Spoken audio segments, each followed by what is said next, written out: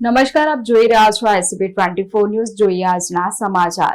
વડોદરા શહેરમાં ગુનેગારો ફરી બેફામ થયા છે. ગુસ્સી ટોકના કેસમાં જામીન પર મુક્ત થયેલા આરોપીએ ફરી ગેંગ એકઠી કરી વિડીયો બનાવ્યા છે. વડોદરા શહેરમાં ગુનેગારો ફરી બેફામ થયા છે. ગુસ્સી ટોકના કેસમાં જામીન પર મુક્ત થયેલા આરોપીએ ફરી ગેંગ એકઠી કરીને વિડીયો બનાવ્યા છે. ફરી એકવાર ગેંગ સક્રિય થઈ છે. ગત જુલાઈમાં સૂરજ ઉર્ફે ચુઈકાહાર ગેંગના સાગીરતો પર વડોદરા પોલીસે ગુસ્સી ટોક હેઠળ કાર્યવાહી કરી હતી. ચુઈ ગેંગના કૃણાલ કહારને થોડા સમય પહેલા જામીન મળતા તે જેલ મુક્ત થયો હતો. જામીન પર બહાર આવ્યા બાદ સોશિયલ મીડિયા પર પોતાનો ખૌફ ફેલાવવા વિડીયો બનાવ્યા છે. ગર્ભિત ધમકી ભર્યા વિડીયોથી ગુનેગારે પોલીસને પણ પડકાર ફેંક્યો છે.